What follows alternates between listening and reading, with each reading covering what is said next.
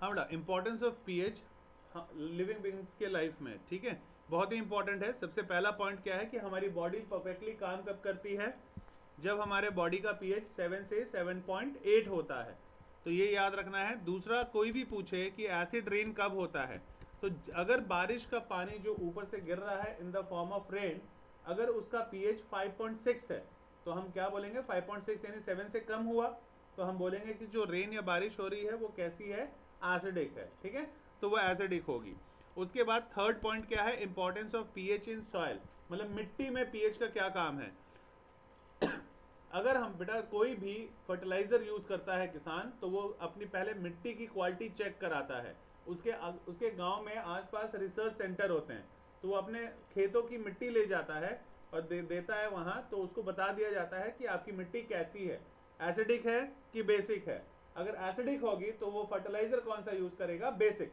और अगर बेसिक मिट्टी है तो फिर वो खाद या फर्टिलाइजर कौन सा यूज करेगा, एसिडिक। क्यों, ताकि एसिड प्लस बेस दोनों मिलके न्यूट्रल हो जाए, न्यूट्रल हो जाए, और इस प्रोसेस को क्या बोलेंगे, न्यूट्रलाइजेशन, ठीक है। तो न्यूट्रल करने के लिए ऐसा करता है, तो ये सबसे इंपॉर्टेंट है।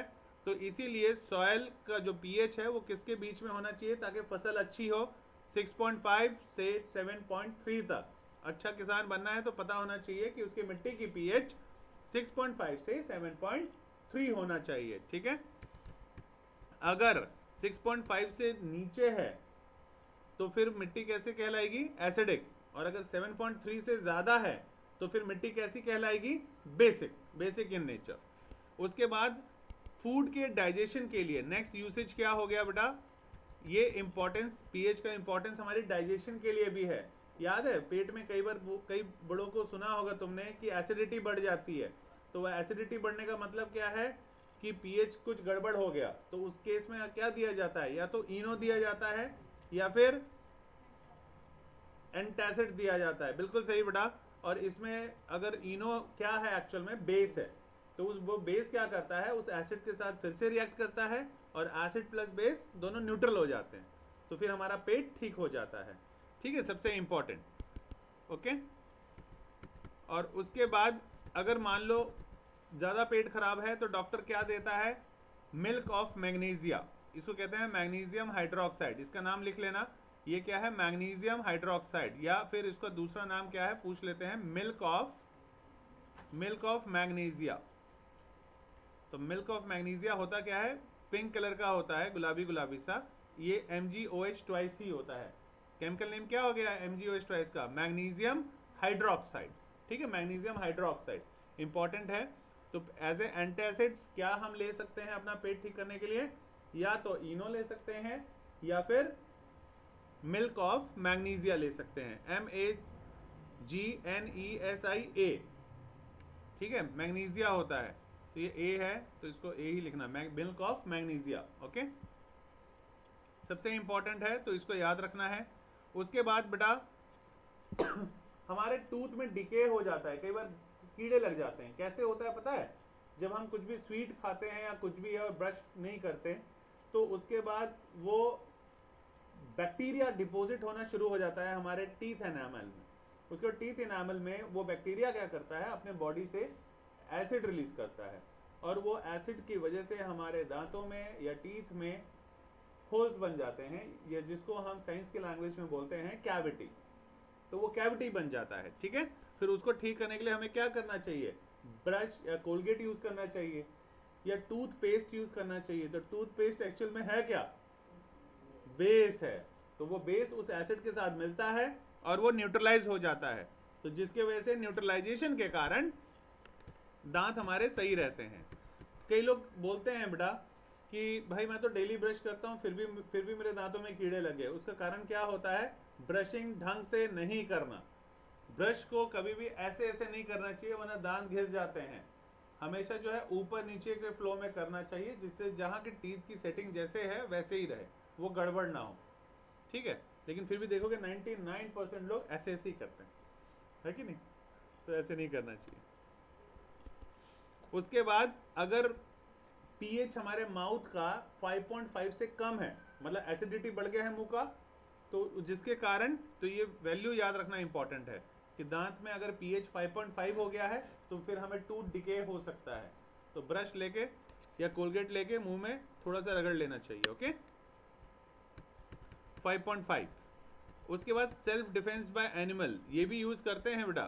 सेल्फ डिफेंस भी जो यूज़ किया जाता है, बहुत सारे प्लांट्स एंड एनिमल्स अपने आप को प्रोटेक्ट करते हैं अपने एनिमी से, ताकि painful irritating acid, for example अगर हमें किसी चींटी ने काटा तो वो अपनी हमारी बॉडी में क्या डाल देता है, फॉर्मिक एसिड, उससे जलन होती है।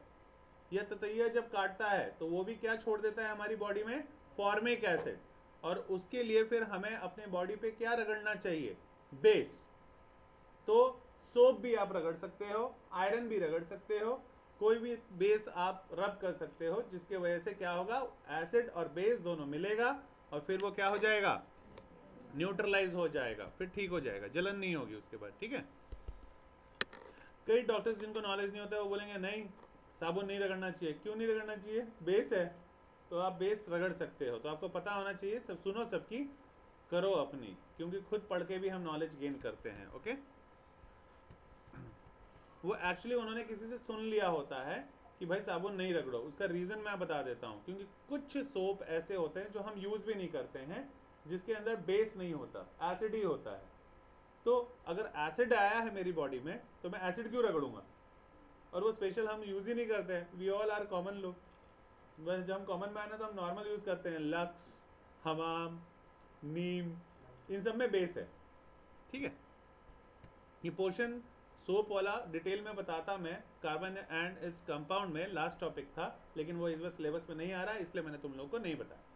ठीक है, जिसमें सोप, डिटर्जेंट, मिशेल्स फॉर्मेशन, इन सब के बारे में आता है, हाइड्रोफिलिक एंड हाइड्रोफोबिक एंड, तो इस बार नहीं आ रहा वो लॉकडाउन के कारण, इसलिए नहीं बताया है। ओके, उसके बाद ये रिएक्शन कौन सा है बेटा, न्यूट्रलाइजेशन वाला, कि जिंक सल्फ्रिक एसिड के साथ मिला तो जिंक जो था वो क्या था, हाइड्रोजन से ज़्यादा रिएक्टिव था, तो ये जिंक जो था इस हाइड्रोजन को निकाल देता है और इसके साथ खुद जाके यहाँ पे लग जाता है, तो जिंक सल्फेट बन जाता है और हाइड्रोजन गैस फ्री हो गया। और ये हाइड्रोजन गैस है इसके अंदर, ये मैं कैसे पता लगाऊंगा, एक टेस्ट से पता लगाऊंगा। उस टेस्ट का नाम क्या है, पॉप अप टेस्ट। तो पॉप अप टेस्ट से पता लगा लूंगा कि उसके अंदर हाइड्रोजन गैस निकला है। ठीक है, सबसे इंपॉर्टेंट बेटा, जो HCl के एसिड्स होते हैं उसको क्या बोलते हैं, क्लोराइड्स, इसीलिए HCl का नाम क्या होता है, हाइड्रोजन क्लोराइड। और जो H2SO4 या सल्फ्रिक एसिड के सॉल्ट होते हैं उसको क्या बोला जाता है, सल्फेट। ठीक है, जैसे इसको मैं क्या बोल सकता हूँ, H से हाइड्रोजन होता है तो मैं इसको बोल सकता हूँ हाइड्रोजन सल्फेट। ठीक है, ये लेकिन एक्चुअल में इसका नाम क्या होता है, सल्फ्यूरिक एसिड, सल्फ्रिक एसिड। उसी तरह सॉल्ट ऑफ नाइट्रिक एसिड जो होता है वो क्या कहलाता है, नाइट्रेट, जैसे HNO3 हाइड्रोजन नाइट्रेट, लेकिन नॉर्मली उसको क्या बोला जाता है, नाइट्रिक एसिड बोला जाता है। तो नाइट्रिक एसिड का सॉल्ट को क्या बोला जाता है, नाइट्रेट। तो जहाँ नाइट्रेट दिख गया वहाँ पे क्या यूज होगा, NO3। जहाँ सल्फेट यूज हो गया वहाँ पे क्या होता है, SO4। जहाँ क्लोराइड यूज हो गया वहाँ पे क्या होता है, Cl। ठीक है, ये पता होना चाहिए, ये नेमिंग में आपको काम आएगा। ठीक है, नाइट्रेट मतलब NO3, सल्फेट मतलब SO4, क्लोराइड मतलब Cl। अब है फैमिली ऑफ सॉल्ट, सॉल्ट का फैमिली। सॉल्ट में पॉजिटिव और नेगेटिव आयंस दोनों प्रेजेंट होते हैं, उसी को सॉल्ट कहते हैं। कैसे, देखो अगर मैं बोलता हूँ सॉल्ट एक ले लेता हूँ मैं, NaCl ले लिया मैंने, NaCl क्या है, सोडियम क्लोराइड। तो सोडियम क्लोराइड में Na के ऊपर कौन सा चार्ज होता है, प्लस, क्लोरीन के ऊपर कौन सा होता है, माइनस, और प्लस और माइनस क्या हो जाएंगे, न्यूट्रलाइज। तो हर एक कंपाउंड इस दुनिया में न्यूट्रलाइज फॉर्म में होता है, यानी ओवरऑल चार्ज उस पर 0 होता है। ठीक है, तो ओवरऑल चार्ज 0 होता है, और ऐसे देखा जाए तो पॉजिटिव और नेगेटिव चार्ज दोनों होता है, मैं ऐसे भी बोल सकता हूँ। ठीक, उसके बाद NaCl वाला कौन सा था, sodium chloride, sodium sulphate, sodium nitrate, sodium bicarbonate, sodium acetate, इन सबको सोडियम के सॉल्ट्स कहा जाता है। दूसरा एग्जांपल कौन है, NaCl, KCl, MgCl। MgCl नहीं होता, MgCl2 होता है बेटा। कैल्शियम क्लोराइड, CaCl2, इन सबको कहते हैं सॉल्ट ऑफ क्लोराइड। कोई पूछेगा नहीं, बस नाम के लिए आना चाहिए, बस दैट्स इट। अब उसके बाद अगर हम बात करें pH ऑफ सॉल्ट सॉल्यूशन, तो एसिडिक सॉल्यूशन बहुत सारे सॉल्ट्स का वो न्यूट्रल होता है, लेकिन कुछ जो हैं वो एसिडिक सॉल्यूशन बनाते हैं और बेसिक सॉल्यूशंस भी बनाते हैं जब उसमें डिसॉल्व कर दिया जाता है। मतलब एसिड और बेस मिलाते हैं तो सॉल्यूशन हमारा एसिडिक भी हो सकता है और बेसिक भी हो सकता है। डिपेंड करता है कि उसमें कौन से आयंस ज़्यादा है। अगर अभय मुझे ये बताएगा बेटा, अगर H पॉजिटिव आयंस ज़्यादा होगा तो क्या होगा सॉल्यूशन, एसिडिक कि बेसिक? Acidic, very good. और सदनाम मुझे बताएगा कि अगर OH नेगेटिव आयंस ज़्यादा होगा तो मेरा सॉल्यूशन कैसा होगा, एसिडिक कि बेसिक? बेसिक, बिल्कुल सही। अब अगर 7 है, अगर याद रखो बेटा एक pH स्केल होता है, तो pH स्केल ये है जिसमें pH का वैल्यू जो होता है, pH अगर 7 रहेगा तो हमारा सॉल्यूशन कैसा होगा, न्यूट्रल, न्यूट्रल रहेगा। और नंबर लाइन में 7 से अगर पहले नंबर कम होते गया 6, 5, 4, 3, तो फिर हमारा सॉल्यूशन कैसा हो जाएगा, एसिडिक हो जाएगा बेटा। और अगर 7 से बढ़ रहा है, अगर 8, 9, 10, तब मेरा सॉल्यूशन कैसा हो जाएगा, बेसिक। तो बेसिकली pH होता क्या है अगर कोई पूछे तो इसका फुल फॉर्म वैसे होता है हाइड्रोजन की ताकत, उसी को इंग्लिश में बोलते हैं potence of hydrogen, POTENZ, potence of, जिसको इंग्लिश में पोटेंशियल बोलते हैं, पर ये जर्मनी या ग्रीक वर्ड से लिया गया तो वहां पोटेंशियल को पोटेंस कहा जाता है, पोटेंस ऑफ हाइड्रोजन। और अगर मैथमेटिकल फॉर्म में कोई पूछे कि pH क्या होता है, तो pH होता है मैथ्स के टर्म में minus log of H positive ions. ये मैथ की लैंग्वेज में pH की डेफिनेशन होगी। और इंग्लिश की लैंग्वेज में बोले तब क्या हो गया इसका डेफिनेशन, इसी मैथ्स को हम इंग्लिश में चेंज कर देते हैं, यानी it is negative logarithm of H positive ion. तो कोई भी पूछे व्हाट इज pH तो बोलना it is negative logarithm, LOGARITHM, it is negative logarithm of H positive ions. ठीक है, ये pH की डेफिनेशन होगी, इसको याद रखना है।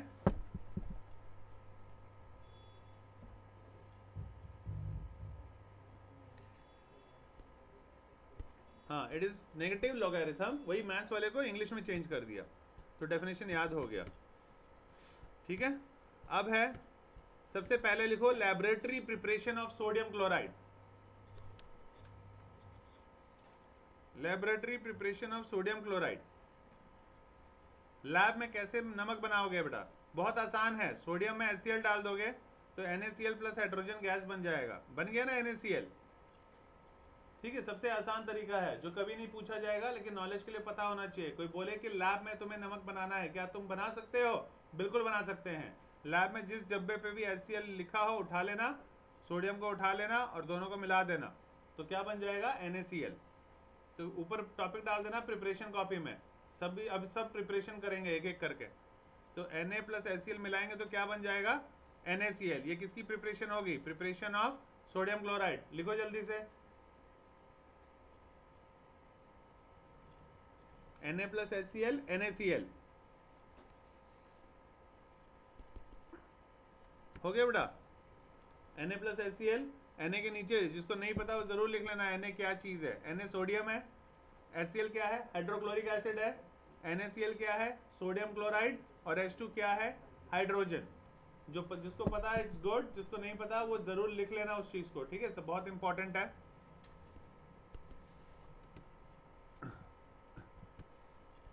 अच्छा, अब अगर नेक्स्ट चीज कोई पूछा जाएगा कि ये सोडियम क्लोराइड जो तुमने बनाया इसकी यूसेज क्या है, तो बिना पढ़े भी आपको पता होना चाहिए कहाँ यूज करते हो सबसे ज्यादा सॉल्ट, कुकिंग के लिए, है ना। It add taste to the food, खाने में टेस्ट देता है। बिना नमक के खाना किसको अच्छा लगेगा, किसी को नहीं लगेगा। हाँ, बीपी का अगर कोई मरीज है तो फिर उसको खाना पड़ेगा, वो उसकी मजबूरी है, चॉइस नहीं है।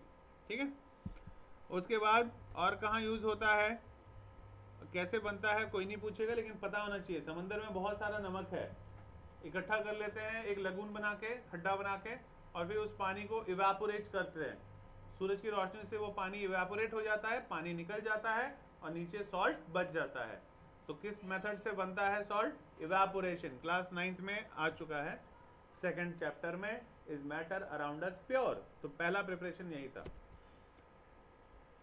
उसके बाद कॉमन सॉल्ट के यूसेज। कॉमन सॉल्ट के यूसेज कहाँ कहाँ होता है बस सुन लो, वीडियो में देख लोगे। फूड बनाने के काम में, कुकिंग फूड के काम में आता है। और हमारी बॉडी जो है उसका नर्वस सिस्टम, नमक खाना इसलिए ज़रूरी है कि हमारा ब्रेन सही से काम करे। उसके बाद पिकल्स में, अचार बनाने में भी काम आता है, उसको एज ए प्रिजर्वेटिव यूज़ करने में। और साबुन बनाने में भी काम आता है NaOH, जो इस बार सिलेबस से हटा दिया गया है। अगर आता तो ज़रूर बताता मैं कि palmitic acid, oleic acid, stearic acid को कंबाइन करते हैं, है ना। तो उसके बाद NaOH के साथ ही, इसी के साथ, ताकि साबुन बन सके। तो साबुन बनाने का प्रोसेस इस बार नहीं है, सिलेबस से हटा दिया गया है बेटा। और किसमें कहाँ यूज़ होता है? बड़े बड़े जो आइस के टुकड़े होते हैं जो ठंडे इलाकों में, तो उनकी बर्फ़ को भी पिघलाया जाता है इसी नमक से, ठीक है। तो वहाँ पे भी काम में आता है ये नमक। अब है सोडियम हाइड्रोक्साइड। अगला लिख लो, प्रिपरेशन ऑफ सोडियम हाइड्रोक्साइड। बस पूरा कहानी मत लिखना, बस लिखना प्रिपरेशन ऑफ या प्रोडक्शन ऑफ सोडियम NaOH, ठीक है। सोडियम हाइड्रोक्साइड को क्या बोला जाता है? NaOH। NaOH मतलब Na मतलब सोडियम, OH मतलब हाइड्रोक्साइड, सोडियम हाइड्रोक्साइड। कैस हाँ बेटा बोलो।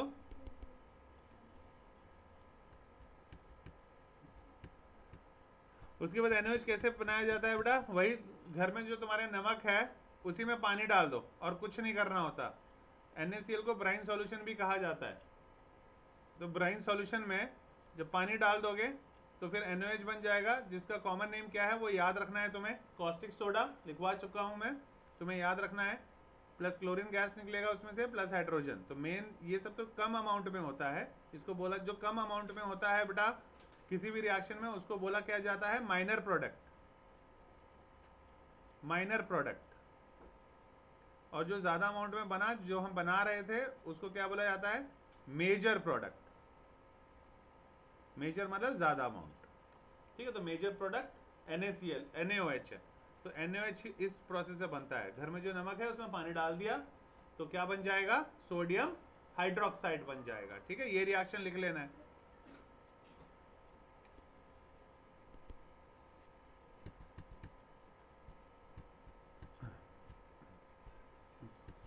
एक और चीज अक्सर पूछ लिया जाता है बेटा कि अगर मान लो इलेक्ट्रोलाइसिस मेथड है, इलेक्ट्रोलाइसिस मतलब कोई एक सॉल्यूशन है उसमें करंट दे रहे हैं, तो करंट जब देते हैं तो जो क्लोरीन गैस है, क्लोरीन गैस मतलब Cl2, ये कहाँ प्रोड्यूस होता है? एनोड पे। और हाइड्रोजन गैस जो है वो कहाँ प्रोड्यूस होता है, यानी H2, कैथोड पे। तो सोडियम हाइड्रोक्साइड का जो सॉल्यूशन है वो कहाँ बनता है? कैथोड के पास बनता है। तो ये MCQ के लिए तुम्हारे लिए बहुत इंपॉर्टेंट हो जाता है, याद रखने वाली चीज़ कि ये कहाँ बनेगा सोडियम हाइड्रोक्साइड? ये बनेगा कैथोड पे बनेगा। और ये जो प्रोसेस है या प्रक्रिया है क्लोरो इलेक्ट्रोलाइसिस का, सोडियम क्लोराइड का, सोडियम क्लोराइड यानी NaCl का, इसको कहा जाता है क्लोर एल्कली प्रोसेस। यहाँ क्लोर जो है वर्ड यूज हुआ है क्लोरीन के लिए, और एल्कली जो है वो यूज हुआ है सोडियम हाइड्रोक्साइड के लिए। बहुत ही इंपॉर्टेंट रिएक्शन जो बोर्ड में हर 2-3 साल में छोड़ के आते रहता है, ठीक है। तो इसको नोट कर लेना।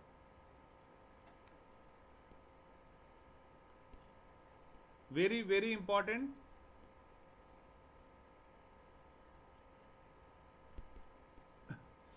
किसका लिख रहे हो प्रिपरेशन? NaOH का, है ना, कि कैसे बनता है NaOH, सोडियम हाइड्रोक्साइड। तो कैसे बनाया तुमने? सोडियम क्लोराइड के अंदर क्या डाल दिया? वाटर डाल दिया, तो सोडियम हाइड्रोक्साइड बन गया। क्लोरीन अलग हो गया और हाइड्रोजन अलग हो गया। लिख लिया बेटा? प्रोसेस का नाम याद रखना है तुम्हें, क्लोर एल्कली प्रोसेस। क्लोर क्लोरीन की वजह से और सोडियम हाइड्रोक्साइड की वजह से एल्कली, ओके। उसके बाद यूसेज, अगला है टॉपिक यूसेज। कहाँ कहाँ यूज होता है सोडियम हाइड्रोक्साइड?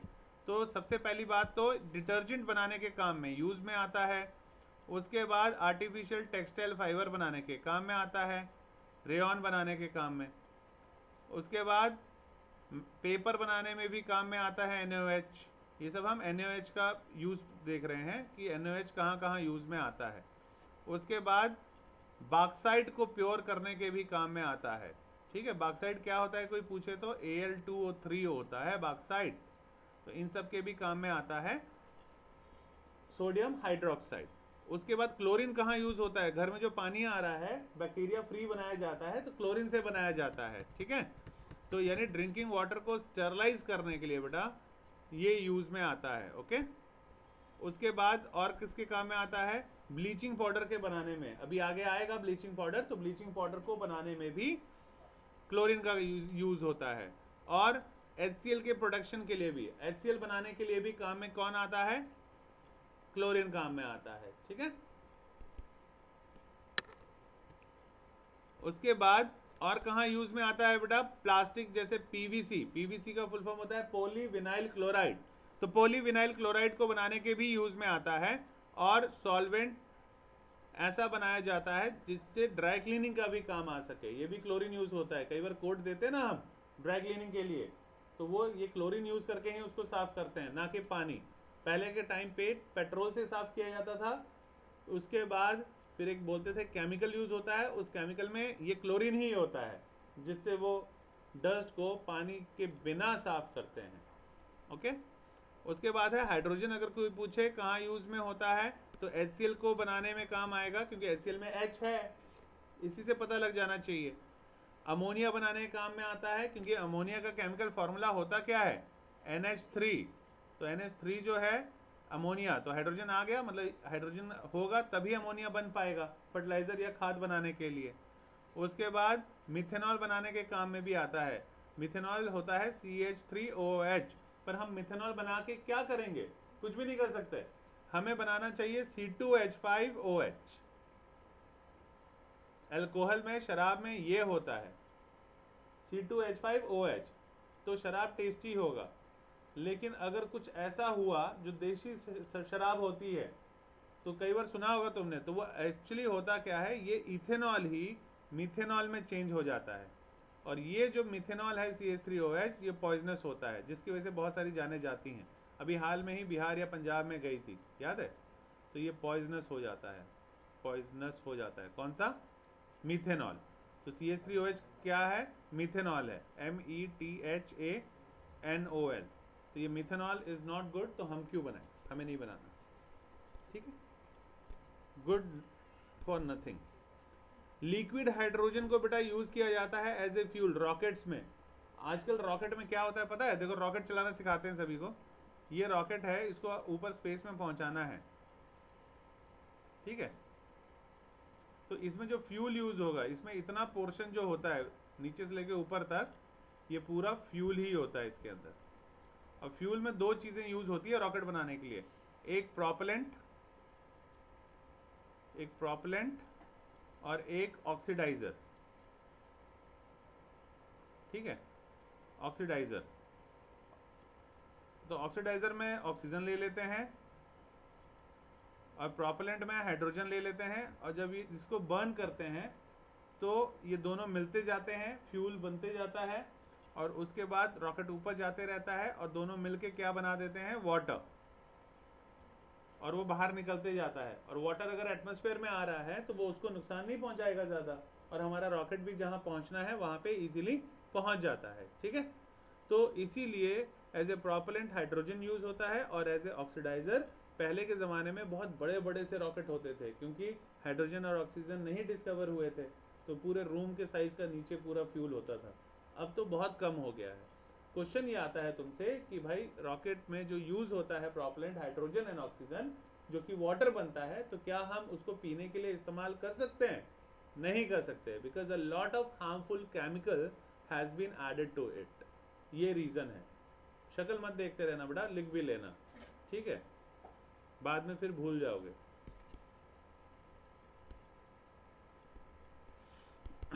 उसके बाद अगला है बेटा वॉशिंग सोडा। वॉशिंग सोडा का केमिकल फॉर्मूला याद है सबको? Na2CO3.10H2O, ये है। तो अगला लिखोगे प्रिपरेशन ऑफ वॉशिंग सोडा, और उसके साथ उसका केमिकल फॉर्मूला। केमिकल फॉर्मूला क्या है? Na2CO3.10H2O।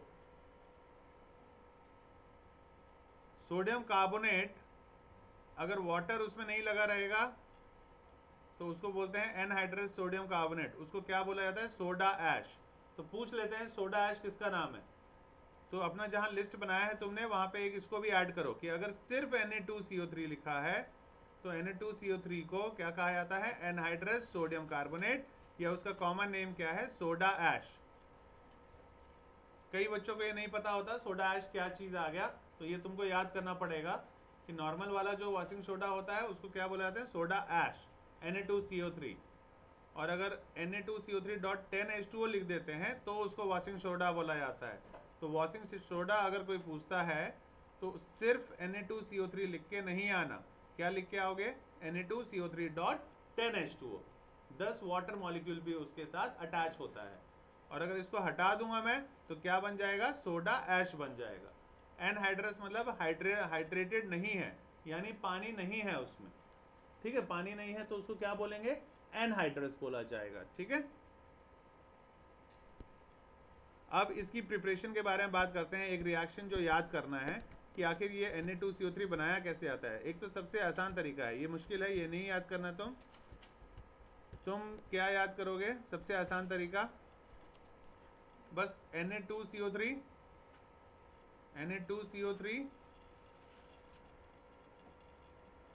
प्लस वाटर, तो फिर ये दोनों जुड़ के क्या बना देता है? Na2CO3.10H2O। आसान है ना सबसे? इससे आसान रिएक्शन नहीं मिलेगा कहीं पे भी कि 10 वाटर मॉलिक्यूल आया और वो Na2CO3 के साथ चिपक गए और क्या बना दिया? Na2CO3.10H2O, यानी वॉशिंग सोडा। किससे बना? सोडा ऐश से बना या फिर सोडियम कार्बोनेट से बना। ठीक है, कॉमन नेम Na2CO3 का क्या है? सोडा ऐश। ओके,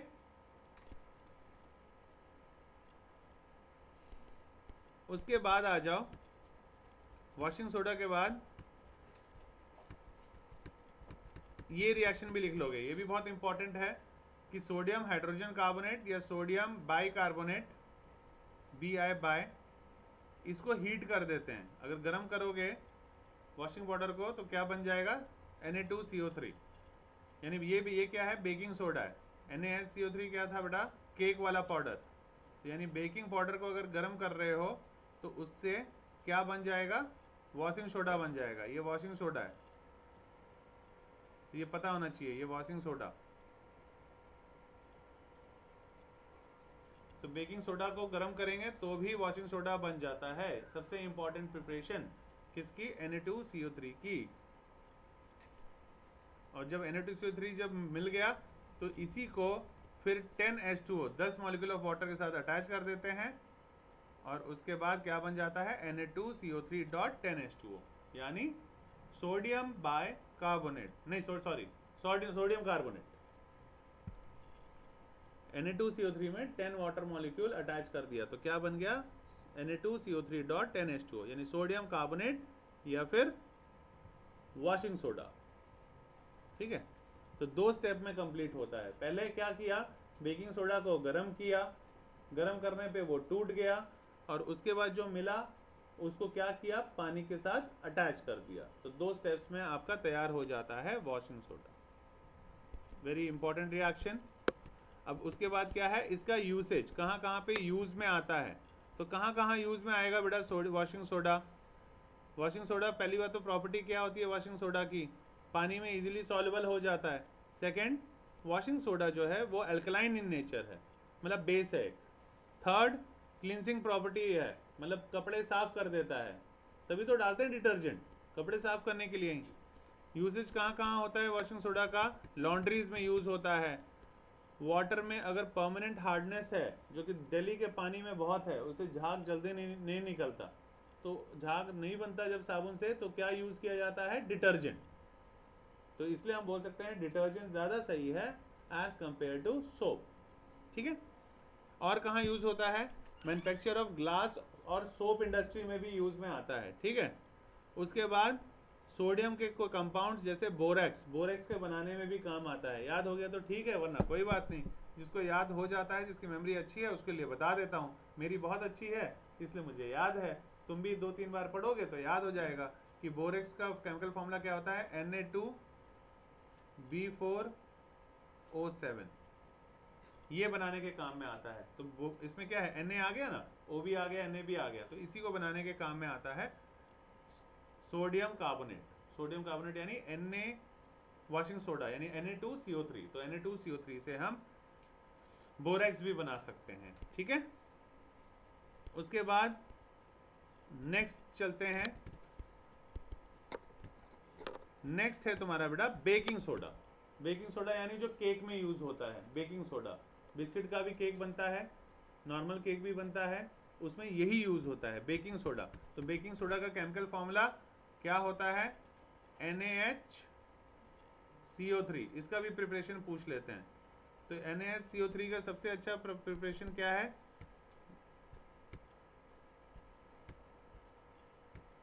इन तीनों को कंबाइन करना, क्योंकि ये रिएक्शन उल्टा सीधा एक समान हो जाता है। इन तीनों को रिएक्ट करो और एरो का साइन चेंज करो और ये बन जाएगा, ठीक है, सिंपल। Na2CO3 में कार्बन डाइऑक्साइड प्लस वाटर डालोगे तो NaHCO3 बन जाएगा, और अगर NaHCO3 को गर्म करेंगे तो दोबारा टूट जाएगा Na2CO3 में। तो हम बोल सकते हैं कि रिएक्टेंट से प्रोडक्ट भी बन सकता है, प्रोडक्ट से रिएक्टेंट भी बन सकता है, रिवर्सिबल चेंज है, ठीक है। उसके बाद बस एरो का साइन इसको पहले लिखना, फिर यहाँ एरो बना लेना, ठीक है। Na2CO3 plus CO2 plus H2O लिखना, उसके बाद यहाँ एरो बना लेना, और उसके बाद लिख लेना 2NaHCO3, खत्म। मतलब ये वाली चीज़ जो है यहाँ से काट देना और इसी चीज़ को यहाँ लिख देना राइट हैंड साइड, ठीक है, सिंपल। उसके बाद यूज़ कहाँ कहाँ होता है बेटा बेकिंग सोडा, पहला यूज़ हो गया बेकिंग सोडा, पेट कभी ख़राब हो जाए तो एसिडिटी को ख़त्म करने के लिए भी हम यूज़ कर सकते हैं। और कहाँ यूज़ होता है, बेकिंग पाउडर यानी केक बनाने के काम में, ब्रेड बनाने के काम में भी आता है। और कहाँ यूज़ होता है, एक्सटिंग्विशर, आग बुझाने के भी काम में आता है। आग अगर कहीं लग जाए तो आग बुझाने के भी ये काम में आता है, ठीक है, तो इम्पॉर्टेंट है ये वाला। उसके बाद है नेक्स्ट प्रिपरेशन लिखो, preparation of bleaching powder. Preparation of bleaching powder, bleaching powder इसका केमिकल फॉर्मूला क्या होता है, CaOCl2। इसके बगल में ही लिख लेना CaOCl2। इसी को कहा जाता है ब्लीचिंग पाउडर या ब्लीचिंग एजेंट, दोनों एक ही चीज़ है, ठीक है, ब्लीचिंग पाउडर और ब्लीचिंग एजेंट। तो ब्लीचिंग पाउडर जो है इसका केमिकल नेम क्या होता है बेटा, कैल्शियम हाइपोऑक्सीक्लोराइड। यहाँ पे हाइपो मिसिंग है तो तुम हाइपो जरूर लिख लेना यहाँ पे, कैल्शियम हाइपोऑक्सीक्लोराइड। हाइपो मतलब सिंगल ऑक्सीजन, ठीक है। तो कैल्शियम हाइपोऑक्सीक्लोराइड और केमिकल फॉर्मूला है CaOCl2। इसको और क्या बोलते हैं, क्लोराइड ऑफ लाइम भी कहा जाता है। याद हो तो ठीक है क्लोराइड ऑफ लाइम, नहीं याद हो तो कोई बात नहीं। प्रिपरेशन ऐसे करते हैं बेटा, जो स्लेक्ड लाइम था या कैल्शियम हाइड्रोक्साइड, उसमें क्लोरीन डाल दिया जाता है, और जब क्लोरीन डालोगे तो किस में चेंज हो जाएगा, ब्लीचिंग पाउडर में चेंज हो जाएगा। सबसे सिंपल प्रिपरेशन है, इसको याद कर लेना।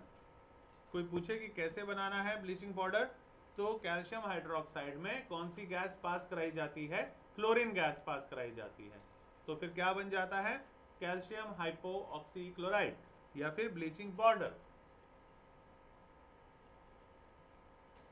उसके बाद प्रॉपर्टी क्या क्या है, प्रॉपर्टी बेटा वाइट पाउडर होता है, तो कपड़ों में वाइटनेस लाने के लिए ये काम में आता है ब्लीचिंग पाउडर, ठीक है।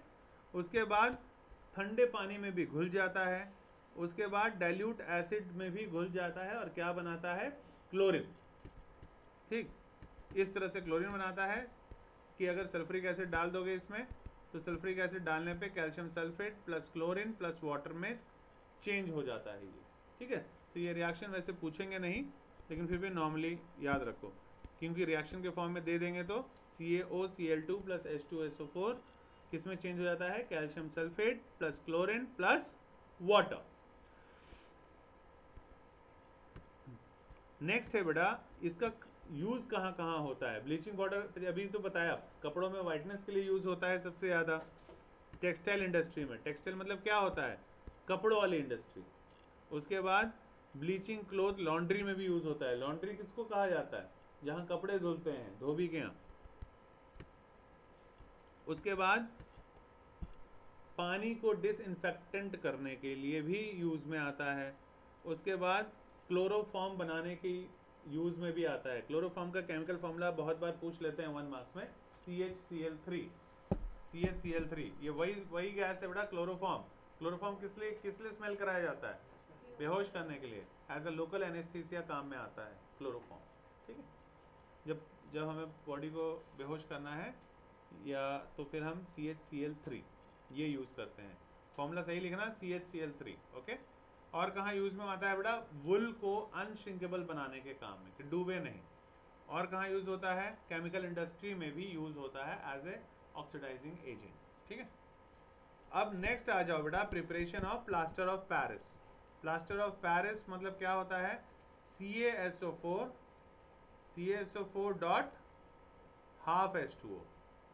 केमिकल फॉर्मूला भी याद होना चाहिए इसका, ठीक है। प्लास्टर ऑफ पेरिस कैसे बनता है, इसका प्रिपरेशन बहुत आसान है। किससे मिलता है? अगर कोई पूछ ले प्लास्टर ऑफ पेरिस यानी POP किससे मिलता है, तो क्या बोलोगे? जिप्सम से मिलता है। जिप्सम को ही गर्म कर दिया जाता है। जिप्सम का क्या फॉर्मूला था? CaSO4 dot 2H2O। तो जब इसको गर्म करेंगे बेटा तो इसी में से CaSO4 तो मिल जाएगा डॉट हाफ H2O, और कितना वाटर मॉलिक्यूल निकल जाएगा? कहीं कहीं किसी बुक में 3/2 भी लिखा होगा H2O, और कहीं कहीं ये 3/2 की जगह 1/2 भी लिखा होगा। दोनों का मतलब सेम है, 1.5 मतलब 3/2, 1.5, ठीक है। जो सबसे सिंपल प्रिपरेशन है, बस गरम करना है। किसको गरम करना है बेटा? जिप्सम को, ठीक है। तो प्रिपरेशन कैसे है? ये है, CaSO4 डॉट 2H2O को गर्म कर दिया गया 100 डिग्री सेल्सियस पे, और वो किस में चेंज हो गया? CaSO4 dot half H2O plus 1.5 molecule of H2O। 1.5 मतलब 1.5। सबसे इजी प्रिपरेशन है, तो इसको अच्छी तरह से याद कर लेना है। जानबूझ के तेज तेज बोल रहा हूँ बेटा, क्योंकि आवाज उसमें थोड़ी धीरे थी, ताकि उसमें आवाज तेज तेज आए, इसलिए जानबूझ के बोल रहा हूँ, सो दैट आपको सुनाई भी देना चाहिए, जो कि इक्वली इंपॉर्टेंट है। उसके बाद प्लास्टर ऑफ पेरिस बेटा व्हाइट कलर का होता है। मान लो कभी जिंदगी में नहीं पढ़ा कि इसका यूसेज कहाँ होता है, पर पता होना चाहिए घर में जो हमारे डिजाइनिंग दी जाती है दीवारों पे, वो इसी से देते हैं, POP से। दूसरा, हड्डी कभी टूट जाए तब भी बनाने के काम में आता है, या स्कूल में कभी मॉडल बनाना हो तो उसके भी काम में आता है प्लास्टर ऑफ पेरिस। समझ में आ गया बेटा? पक्का? ठीक है।